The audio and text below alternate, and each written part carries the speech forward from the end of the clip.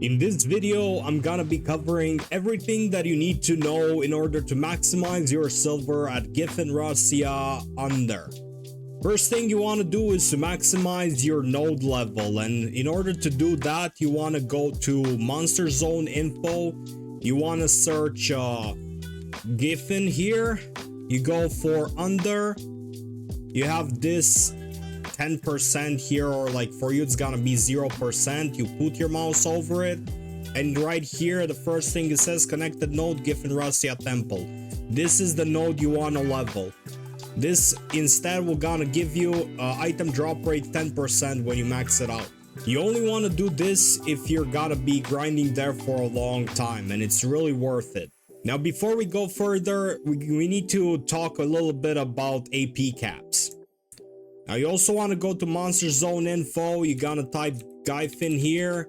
I don't know if it's Gyfin or Gyfin. You're gonna press on Under, and then you're gonna be clicking on this refresh button here. It says view total stats. Now as you can see, it's 830 restricted, but if you hold on to it, it says only 70% of exceeded AP will be applied. So this is a 70% restricted zone, which means that as long as you have more than 830 AP, only 70% will be applied, which makes Camasylvia damage a little bit better, because we know from previous videos that Camasylvia damage is capped at 85% no matter what. You want to make sure that the number you got here, in my case I'm Awakening, so the second number here, 850, is higher than 830. And from there on, I need to make sure that I get as much Camasylvia damage as possible, while normal AP is still good. So if you can't get Camasylvia damage somewhere, AP is still good. Hold on a minute. As you can see, I'm starting to lose hairs. So for every single sub and like I get, I'm getting 1 hair follicle extra. So help me grow back my hair, guys.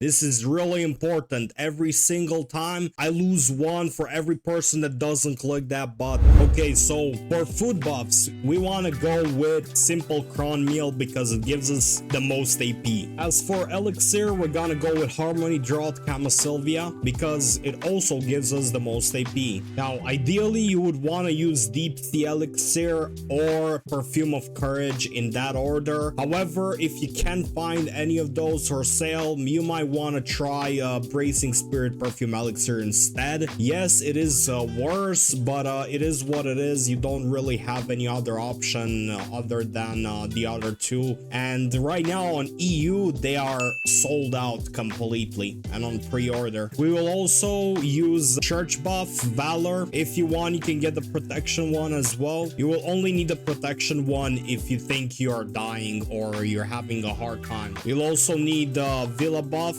body enhancement, and that would also suggest that you get yourself an artisan special stuffed Shadow Lion's head, for example, for an extra 11 AP. Now, if you have Crocodilo's wind gear for your horse, you can also add the buff, which gives you 5 more AP. You want to make sure to turn on your Vel's heart or any alchemy stone that you have on you. If you are over the cap for this spot specifically, we're gonna be using artifact combo, the Wild Camasylvia, which should give you around 30 Camasylvia monster damage. And last but not least, we got crystal set for back attack, which comes with the following crystals. We got Rebellious Spirit crystals, 2 pieces, Crystal of Mysterious Darkness, 2 pieces, Glorious Crystal of Gallantry Akrod, 2 pieces, 1 Dark Red Fang Crystal Valor, 4 Ultimate Magic Crystal Macalod, 2 Crystal of Brutal Decimation. You can get either 2 Ancient Magic Crystal of Crimson Flame Power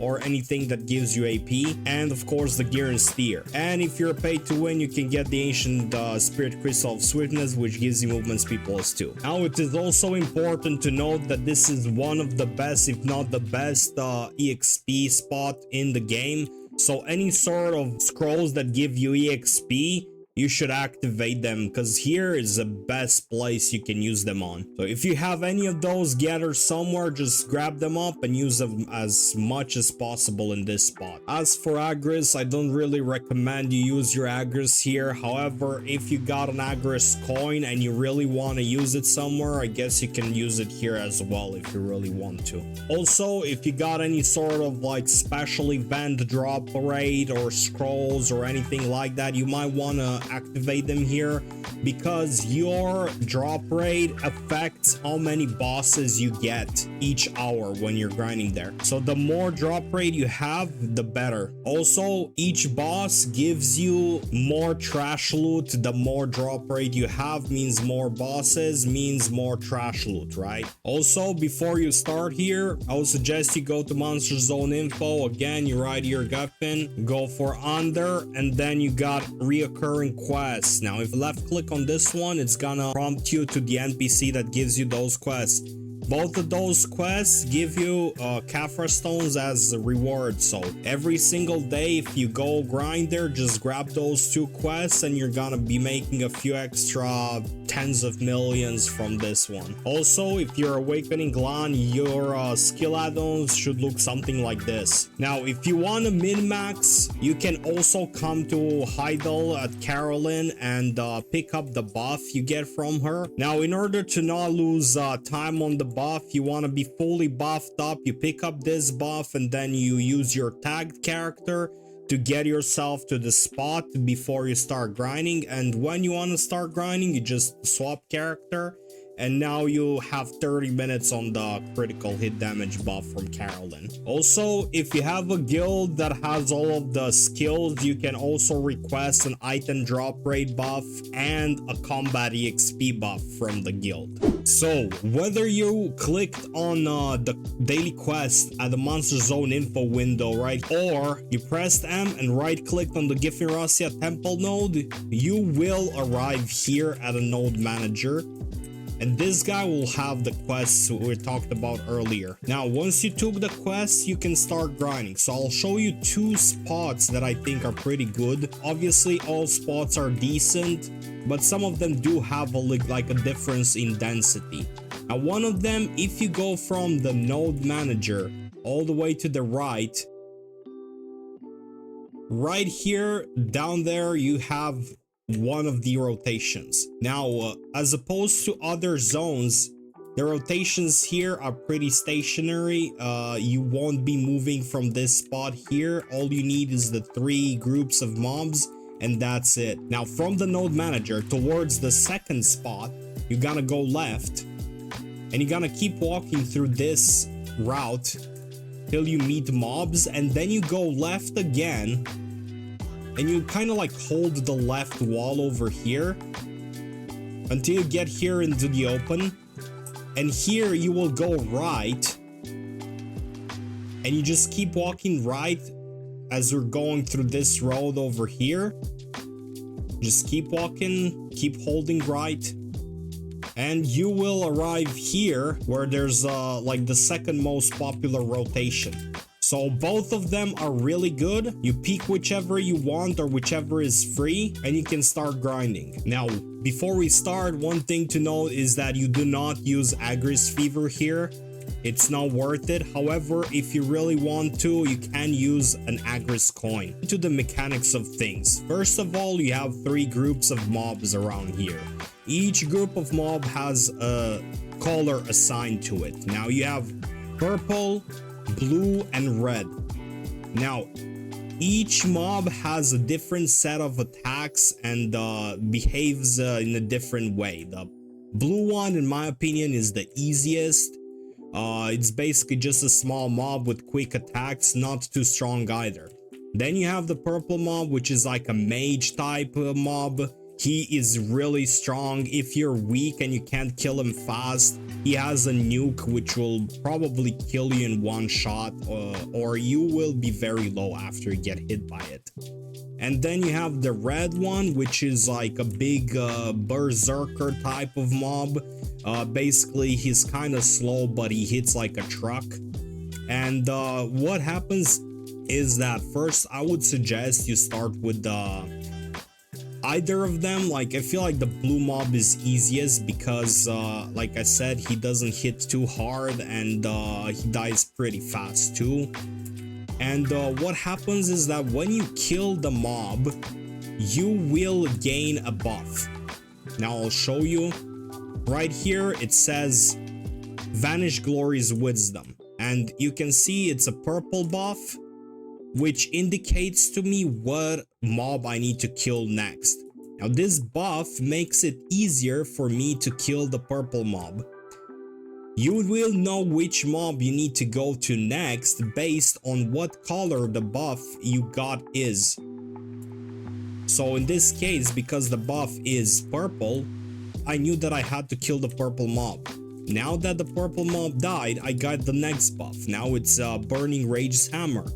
It's also with red, and now I know that I need to kill the red mob next. Now the general idea is you can know which mob you need to kill in two different ways. The first way is you got the buff down here in your buff bar, but it also tells you something, like there's a writing on the screen, I'll show you in a moment, which also has the text written in the color of the buff you received. So see, it says in the middle here with red. That means now I need to kill the red mob, and you can see it just checks out with the buff here. So you can look out for either of them, and they both indicate to you which mob you need to kill next. However, there's a few things that you need to take into account. First of all, you cannot get the same color buff twice in a row. So that means, like right now I have the purple buff, I kill the purple mob, I cannot get the purple buff again. It is rare, so I'd say like it happens every now and then when you kill a mob that he respawns in the same spot. However, it's uncommon. Like it's more common for the mobs to spawn differently. In this case, as you can see, the red buff spawned again in the same spot. However, this doesn't happen too often. So there's a good chance, like if I'm killing the blue guy here, he won't spawn in the same spot again. So I'll be first looking at the outer packs first to see if they're the ones that I need to kill. And as you can see, I looked, it's the purple one. We're back here. There we go. Now, it's good to note that it can happen, right? You've seen it. Basically, the same one can spawn in the same spot. However, it's just good to know that it's better to just look out in the distance, because statistically you have 66% chance of the next pack to spawn away from you. Ideally, you would want your camera to like cover all three packs at the same time when you're fighting, so that you know what pack you need to kill next faster. The packs also get rearranged every single time you kill one pack, so you have to look out for it. You can't memorize it. Another thing you should look out for is that whenever you kill a pack, there's some small mobs around it. Those are like trash mobs. They don't deal a lot of damage. They're pretty weak. You can kill them in like one spell. Those mobs will spawn, and when they spawn, they make like this dark aura right before spawning. However, before they are actually spawned, they still can block you. So if you don't have movement skills that go through mobs, even if they're not there yet, they can still block your path to the next pack. So you want to look out for those dark shadow flames, or whatever you want to call them, and make sure you dodge them or go through them with a movement skill that allows you to go push through. One thing that is worth noting is that as you're hitting the mob and he's getting up, he has a defense buff which makes you deal less damage on the mob until he is ready to fight you. If you are strong enough, this doesn't matter to you. You can basically just go behind him and nuke it as fast as possible, and usually the mob shouldn't get a chance to fight back, like in this case. However, if you're weaker, it's better to just hit the mob to activate it and wait a little bit, and he will do like a small animation which you can use as a cue for when the defense buff went out, so you can deal more damage. Alternatively, you can also use weaker spells and then nuke the mob after the animation. So as you can see, I'm hitting the blue guy here. He gets up, he bursts in flame, and now he's vulnerable to attacks, so he dies a lot faster. Just make sure you don't use your best skills first, because you'll deal less damage and then the follow-up skills will just not be able to kill the mob, so then you have to fight it.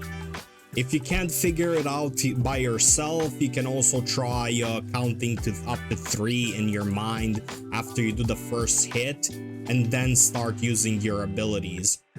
You go behind him, you hit him, and then you go 1, 2, 3, and then you can start attacking.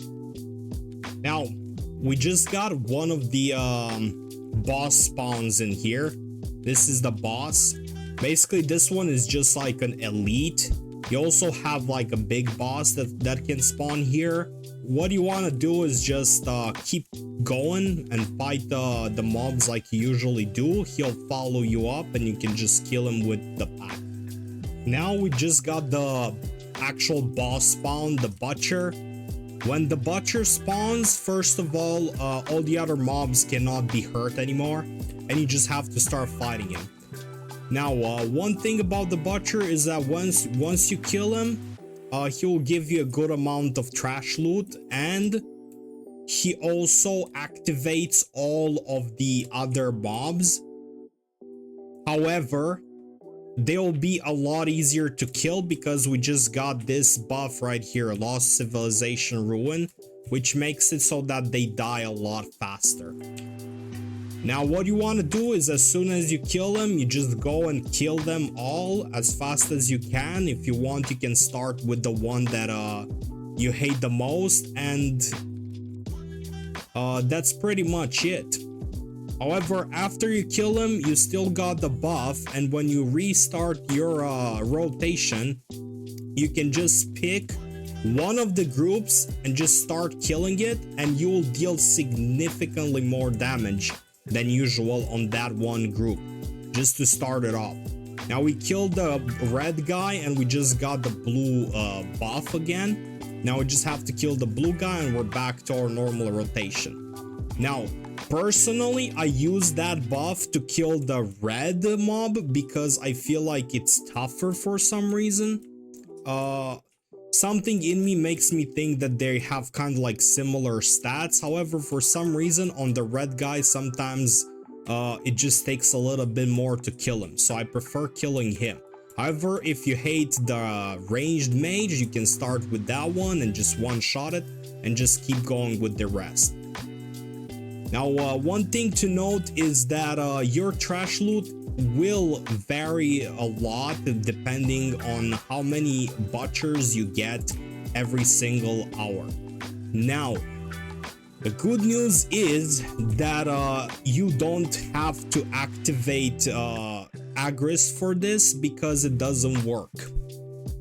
Also, even better news is that the higher your drop rate, the higher the chance for you to get a butcher. So if you have huge drop rate, you might be having like one of the craziest hours ever. You know, we might get like 10 of them, who knows, maybe even more if you're really lucky. So this makes the trash loot in this spot vary a lot from 1 hour to another, depending on how lucky you are, how high your drop rate is, and so on. And one thing that I've seen a lot of people saying that it's good, but I've tried it myself and I'm not really sure if I'm doing something wrong or not, but it's not that great for me, is that when the butcher spawns, after you kill him, you get the buff, And some people just sit around with the buff and just kill the trash mobs that spawn around. The deal is that the trash mobs will keep spawning around you, while the big mobs are like gonna be stationary. So after you kill every single mob after the butcher dies, you can just hold a little bit and just kill the small mobs. And when your buff is about to run out, you can just go do your rotation from there on. Like for me personally, I didn't really see any difference. Maybe there was a small difference, because like it's really hard to tell, because like I said, it's really luck dependent. You might even get like one butcher after another if you're really lucky. You might get like I don't know, say 12 butchers in 1 hour and only 3 in the other hour. So your trash loot will be significantly worse in the hour where you had only 2 butchers. As you can see, I just killed the butcher. Now they're all animated. We're just gonna kill every single one of them. And now we can choose to kill either. However, some people just sit here and just kill the trash mobs. Now, the thing is, I feel like even though they respawn, it's not really that great. Oh, we just triggered this one by mistake. Well, never mind. As an indicator that you're doing well in this spot, you want the big boss, like the big elite guy, to die before he manages to hit you. You want him dead before he even gets to land one hit on you. If he dies before hitting you, that means you have enough damage to make a lot of money in this spot. Another way to know if you're doing well is if you can reach anywhere around 28 plus thousand on trash loot. You need at least 28 in order to go at a good pace and make a decent amount of money here, because now the accessories are just a lot cheaper. One last thing that I need to warn you about is that in this spot you can fail and it will set you back. So if you can see right here, I have the blue buff. If I go on and hit the red guy with the blue buff, it's gonna wake him up. However, because I have the blue buff and not the red buff, he's gonna be a lot tankier and it's gonna take me a while to kill him, which will set you off by a few seconds for sure. So make sure that you check what buff you have and you kill the proper group. It can happen that you hit the wrong group by mistake and the guy gets up. At that point, you just have to fight the group. You can't just walk to the one that you were supposed to kill. One last thing that I want to talk about is that a lot of the spots in this area will have different trash mob densities, like the little ones. So it could affect your trash loot in the end. I would say, however, that the 2 spots I presented to you are the 2 most popular spots. I would also suggest that you keep your horse quite far away from the spot, because the little mobs tend to roam around and they might just find your horse appealing and just kill it while you're not looking. As you can see, for this spot down here, I put my horse all the way back there so that the mobs can't reach it. You can probably put it a little bit closer than I did, but it's really up to you if you want to risk it.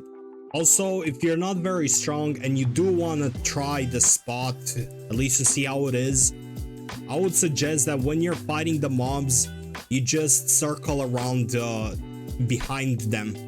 This will help you dodge most of their attacks except for the mage. Also, one thing about the butcher is that he always spawns in the same spot.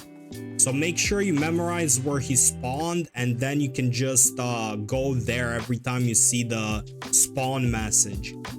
This should save you up a few seconds every time the boss spawns. Okay, so let's briefly talk about the drops. Now, the main source of income in this spot is gonna be your trash loot, which you are probably gonna get anywhere around 30,000 if you do well. Anything below 30,000 is not great, so you just want to try to do your best to reach 30,000. Now, you will also drop a lot of Kharazad stones. You should be getting somewhere around 100 Kharazad stones every single hour, plus around 150 ancient spirit dust every single hour as well. Other than this, you might wanna manage your expectations with the drops on accessories, since you can get unlucky and not drop any. Also, their price is pretty low right now. Same for Forest Fury, which is also a rare drop here, and it also doesn't have that much of a price, but any of those could get you like at least 100 million more if you drop like one or two of them. Like right now it's 40 mil for the necklace. Now, as a test, I have killed for 3 hours in this spot to see like 3 different examples of what your trash loot could look like. My first hour was only 27k trash loot because I was de-rusting, and that netted me anywhere close to like 1.1 billion in silver. While in the second hour I was doing a little bit better on trash with 30.5k trash, while I was doing worse on everything else, so it was pretty much closer to 1 billion this time around. And on the third hour we got a really good hour with 31.5k, where we got pretty good drops, and we were reaching like 1.2 billion silver. If you enjoyed the video, don't forget to leave a like, don't forget to subscribe for more, and I'll see you in the next one. Bye bye.